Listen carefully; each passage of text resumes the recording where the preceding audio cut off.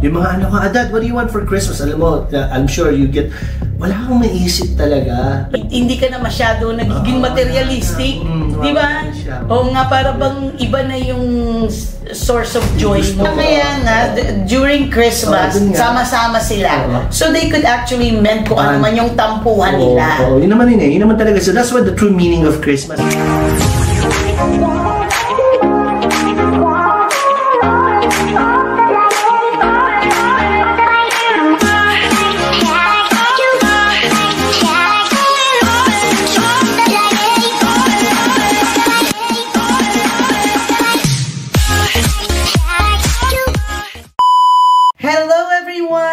This is Elizabeth Velasco from the Velasco team of Remax Gold, and this is Alvin Reyes, Supreme Lending. And welcome to our episode 22 of Bahay Pinoy sa Tate. Hello, Alvin. Merry Christmas! Merry Christmas! It's Christmas Eve. Yes.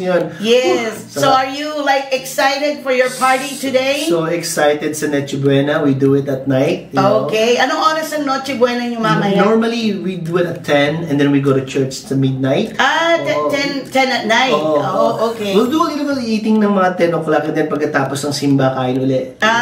Okay. That's good. So yung traditional talaga yung ginagawa. Yes. Kami, ganun din, Noche Buena. We actually start our party around 6 p.m. So kain, do the whatever we need to do, and then we go to church, and then after church, doon magbubukas ng regalo. Kami, we do it the next morning. The next morning pag-gising namin, as in naka-pajama pa talaga kami. Sa umaga kami nagbubukas. Kami nagbubukas right after the simba. Okay. Kami sa umaga may kaya so much energy. Diba? Kasi pag sa gabi, galing ka na sa simbahan, busog ka pa talagang, alam mo yun. Sila wala, hindi na makahintay. So actually, we stay up all day, all night. Tapos pagdating ng mismong Pasko, wala nang energy. Mga natulog na. Tsaka we're gonna be doing rosary kay Junior kasi yun ang gift namin sa kanya. Oo nga, kasi hindi naman pwedeng bigyan ng material yun, di ba? Dasal na lang. So, very excited ako kasi nga, again, another Pasko na naman. Ang bilis ng panahon, 2023. Ano ba yan? Parang walang nangyari. Hindi naman. Pero anyway, kayo, so, I mean, when you do your, sa gabi kayo nagbubukas ng mga gifts, Oo, actually, madaling araw, right after church. Yes.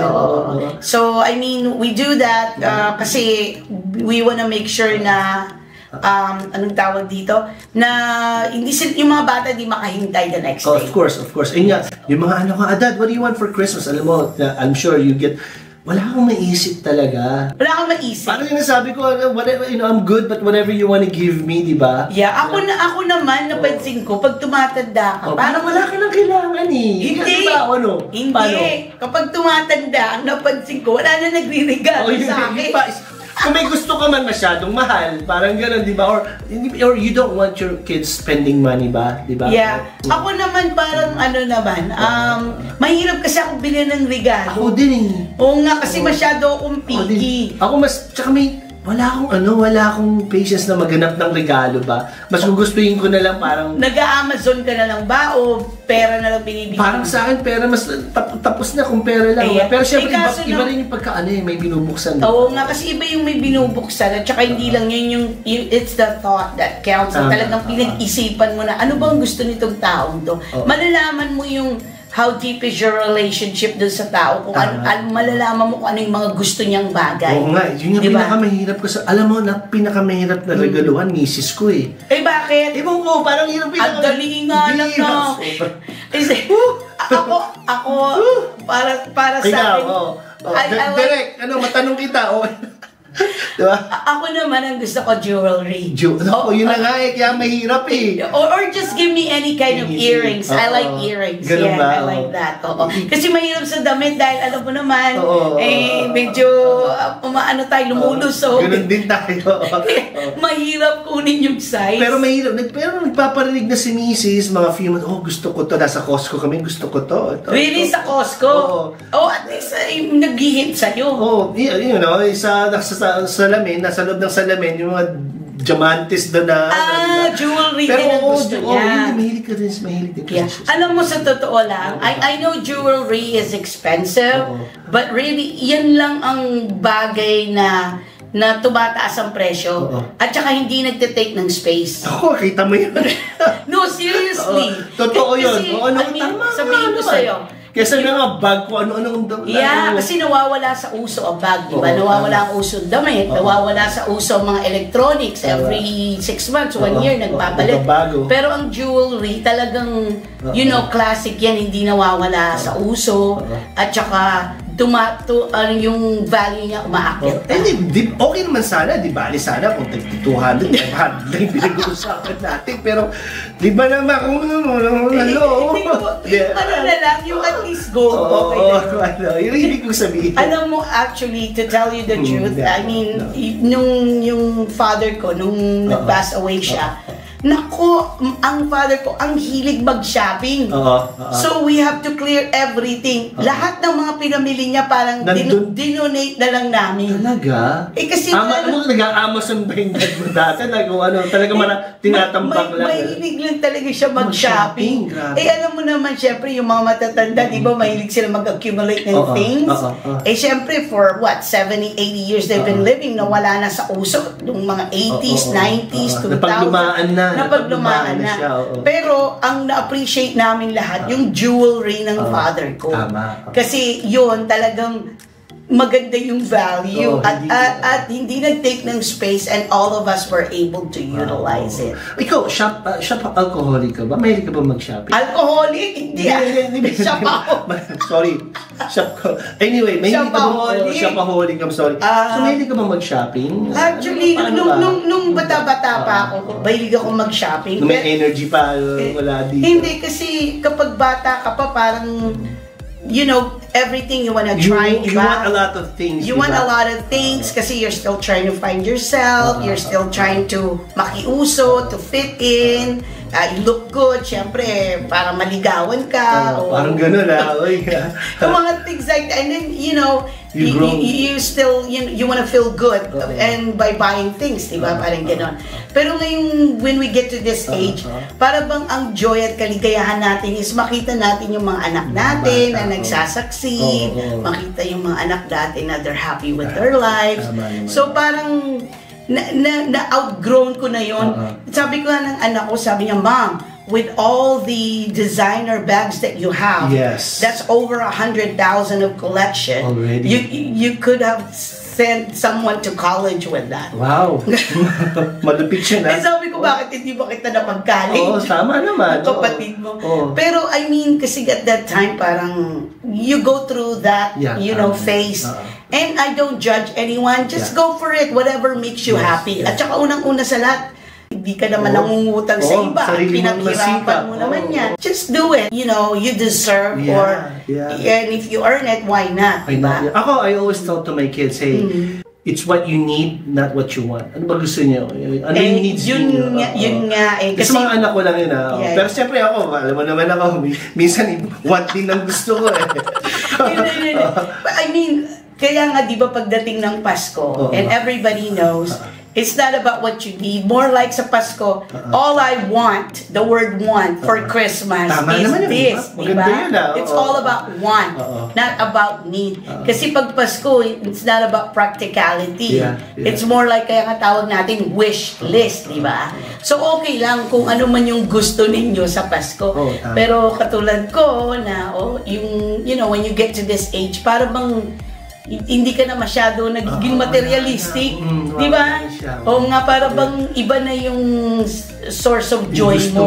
Ako, mas gusto ko talaga yung family bonding talaga. Yeah, ako din. Yan ang paborito ko. Yes. Pag nakikita ko yung misis ko nagluluto, alam mo yun, parang gano'n. I mean, it's just, yung bonding and just being in one room talaga. Yeah, and then tsaka hindi lang yun kasi a lot of us, syempre raising families or whatever, iba talaga yung when you get to spend time with your loved ones, diba?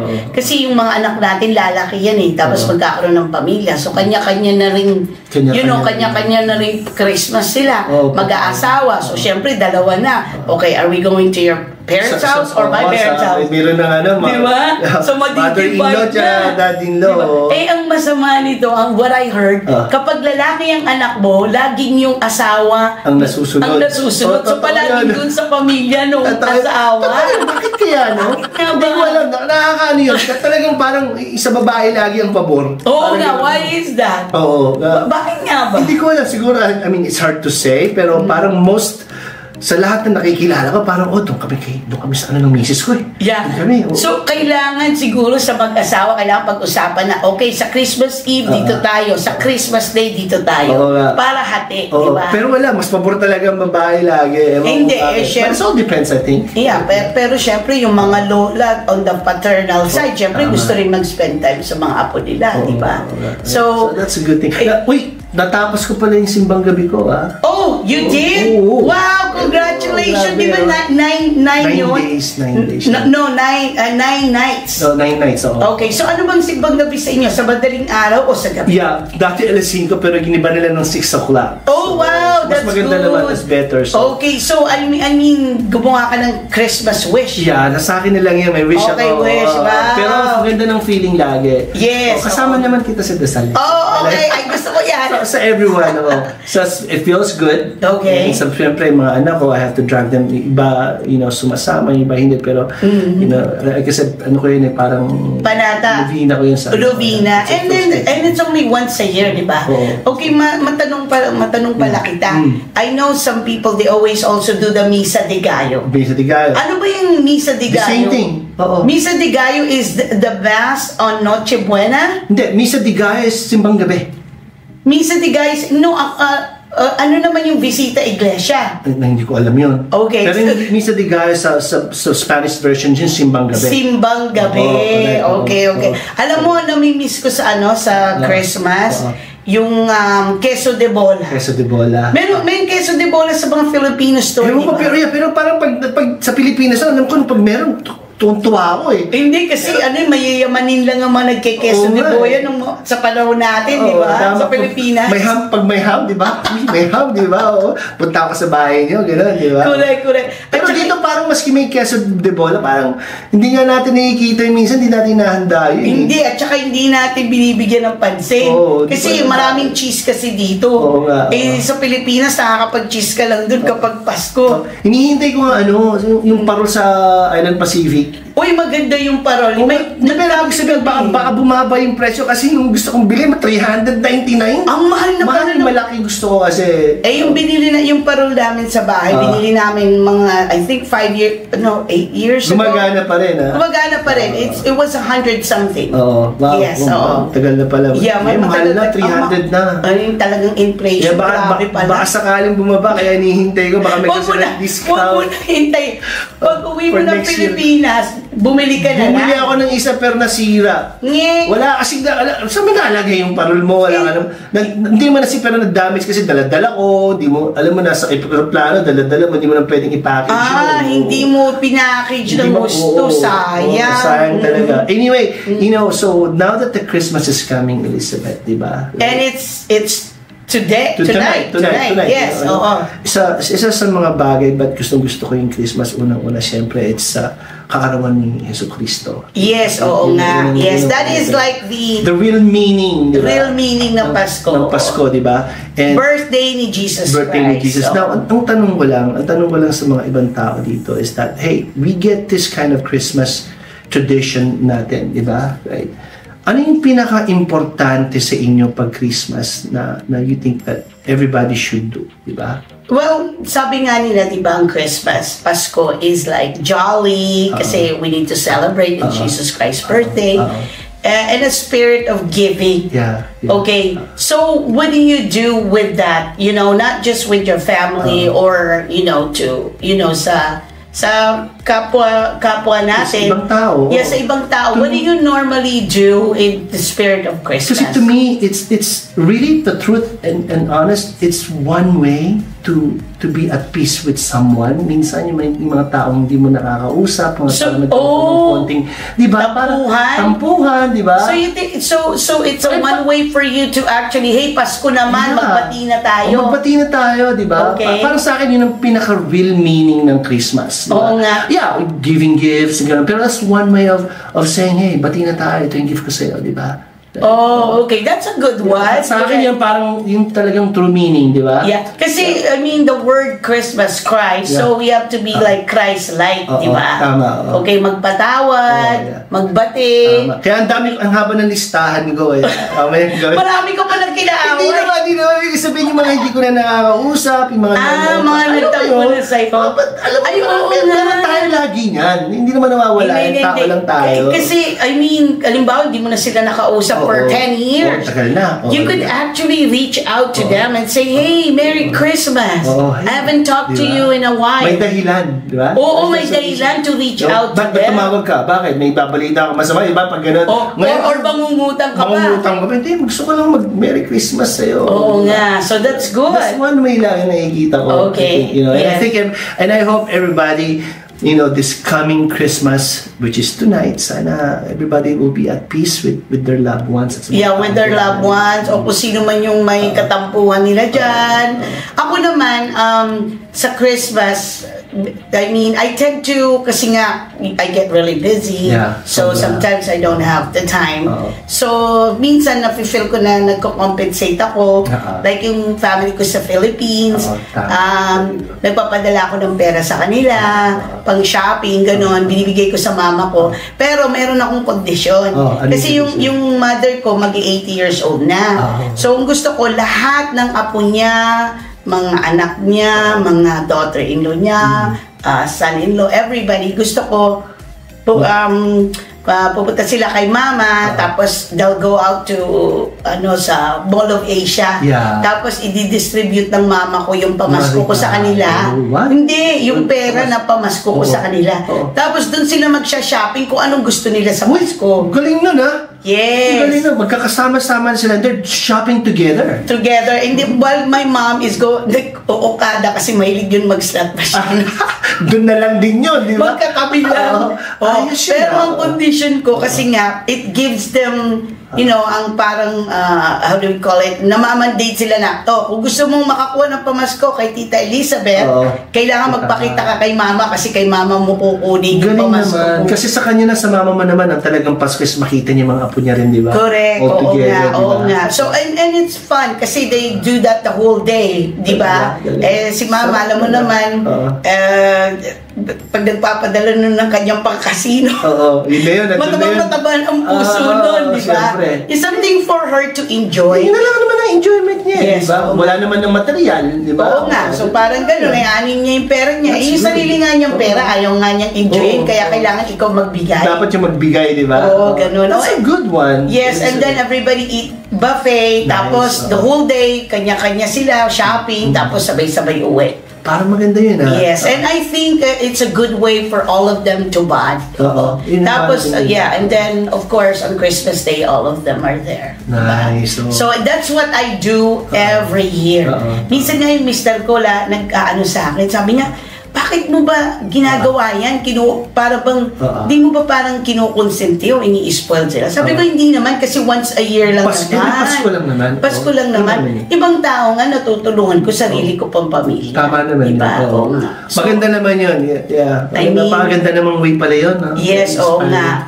Which is, I really, enjoyed it, and then they send me pictures, and, napaflatter talaga ako. Tsaka tumataba yung puso ko when I see them happy. Giving is happiness. Yes.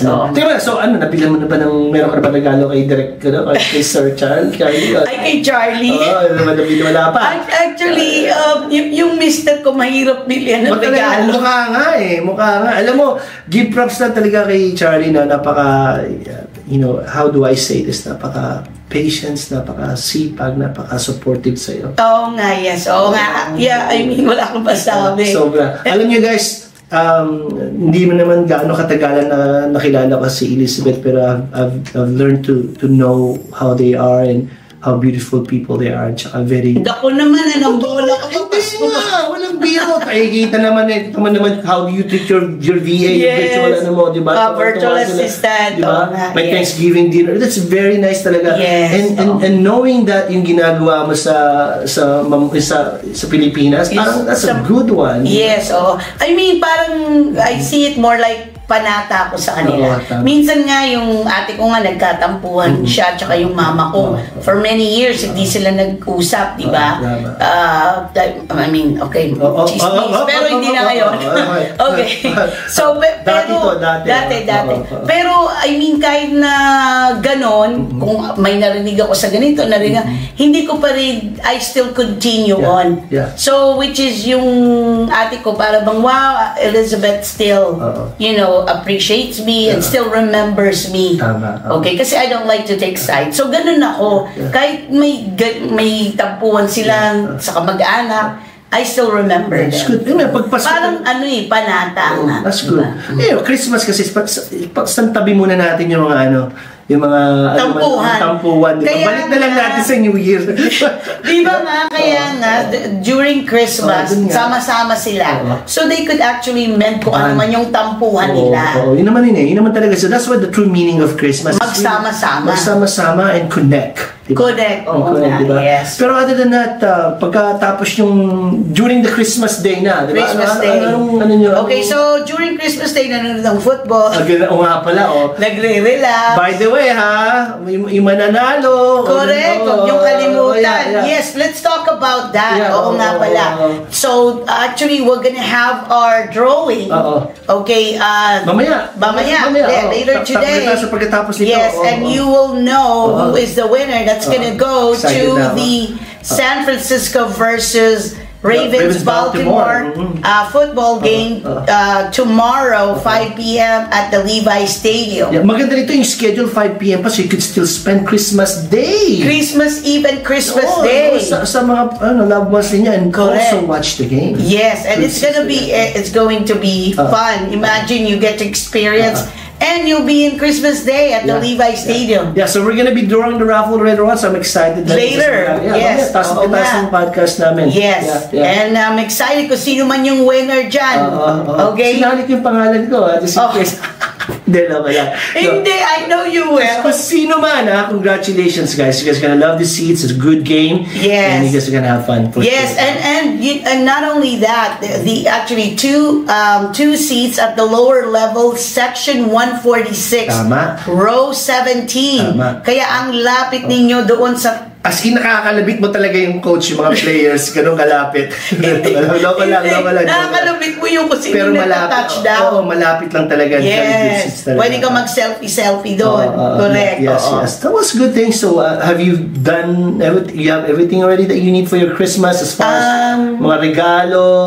Yes, na-wrap up na lahat. Pero yung mga pamangking ko na mga teenager, ayaw na nila ng regalo. Gusto nila pera. Hirap regaluhan kasi minsan. Actually, sasabihin pa sa'yo, auntie, can you just Venmo me? Venmo na lang. Yung uso ngayon, Venmo na lang, di ba? Just Venmo me. Iba pa rin kasi yung may binubuksan, di ba? Everything is electronic. Parang wala nang excitement. Wala nang personal touch ba? Yung tinatawag. Diba? Parang gano'n. Ikaw, ano naman ang paborito mong putahe pag Pasko? Ako, alam mo ako, sa totoo lang, kami, tradition namin talaga ham. Nag-ham talaga si Mrs. Ham. Siyang gumagawa? Siyang gumagawa ng ham talaga. Hindi yung nabibili lang? Hindi nabibili lang. Sa honey bake ham? Gumagawa talaga. Pumunta siya sa Costco, may ham na alas. Correct. Talagang ginagawa niya. Ang sarap kasi nung pagka kinabukasan, parang ang sarap ipirito, tapos alam mo yun? Oo nga, masarap siya. Yan ba siya yung mga pineapple? Medyo matamis-tamis na. Parang gano'n. So yun ang pinaka-paborito ko. Tsaka, syempre naman, sino ang hindi masasarapan sa mga matatamis? Di ba? Oo nga. Mahilig kasi ako sa matamis eh. Ano bang paborito mong dessert, Filipino dessert? Gumagawa kasi ang misis ko ng ginatan. Uy, masarap yung ginataan na may bilo-bilo. Sus Mariosep. Maraming langka. Sus Mariosep. Yan ang pinaka-paborito. Masarap yan. Oo nga. Saka yung coffee after that, and then yun ang pinaka-gusto. Ang gusto ko naman yung cassava cake. Gusto ko yun. Gusto ko yun. Ni misis ko doon. Sobra. Pag natik na. Lahat na lang. Ito, serious, masarap talaga. Oh, okay. Masarap palang magpasko sa inyo. Masasarap ang pagkain. Oo, masasarap talaga ang pagkain. At saka home-cooked meal. Maliit lang naman kasi kami. Hindi naman kami maraming groups. Hindi kayo nag-iimbita ng iba o family? Normally, pag Christmas talaga, kanya-kanya. May ibang family, may mga friends, may mga kanya-kanya. So, talagang close lang talaga. Okay, kayo lang. Okay. Kasi dalawa lang naman sila magkakapatid. Dalawa lang sila magkakapatid. Kami, apat lang kami. Three girls, one boy. Ako yung one boy. So, kami lang. Ganun. Kami naman kasi yung mister ko, 6 silang magkakapatid. So, they have a big family and then everybody have kids. Ganun. Kaya dito ba lahat yun? Oo, nandito sila lahat. Tapos yung sa side ko naman, dalawa yung kuya ko tsaka yung anak niya na si Abigail, tapos si Kuya Eric. So hopefully ma-approve na yung petition ng mga family nila para magkasama-sama na sila. Yeah, so yun nga lang, again, we try not to serve alcohol kasi alam mo naman na pag-usapan na natin. Lalo, yung easy na. Medyo lang siguro. Yung mga wine na lang kasi medyo lang. Kasi kapag nag-serve ka ng medyo matinding alcohol nagiging ibang takbo, hindi na nagiging merry. Tama. Nagiging very na lang. You want to be careful. Anyway, so now that the Christmas is coming over and it's coming na. Yes, oo nga. Pag-usapan natin yan the next episode. Excited naman. Pero sobrang blessed ko lang talaga. 2023 talaga, feel ko parang I've met a lot of people, I've met a lot of friends, and I'm very grateful for that. Yes. You're one of them, to be honest. Thank you. Naku, nang bola ka na naman. Hindi nga. Ito talaga si Alvin. Hindi nga, Yung regalo mo, regalo ko. Wala. Huwag mo sabihin pa rin, okay na yung binigyan niya na. Actually, binigyan niya na yung regalo ko. Meron ako. Hindi. Meron ako regalo sa family. Huwag ka mag-alala. Pero, Elizabeth... Hindi kita nakakalit. Joke lang. Alam mo, Elizabeth, parang naman family na rin kita ako. Natutuwa talaga ako sa inyo. Ngayon, ang gusto kong pag-usapan si Kuya Charles o si Sir Charlie pala. Charlie! Si Charlie, I'm sorry. I mean, ano ba ang, paano ba si... Sa Pasko? Pasko. Ano ba? Siya, nagluluto ba rin ba siya? O ano? Hindi kasi ang cook talaga sa amin si Charlie. Kasi masarap siya magluto. Talaga? Pero gusto ng mga bata yung crab. Uy, crab. Oo. Tuwing Christmas. Okay. Wow. So, yes. Most definitely, mamaya may crab kayo. And then we always have ham on Christmas. Yes, okay. Tapos ako naman, favorite ng mga anak ko, and I always cook it during the holidays.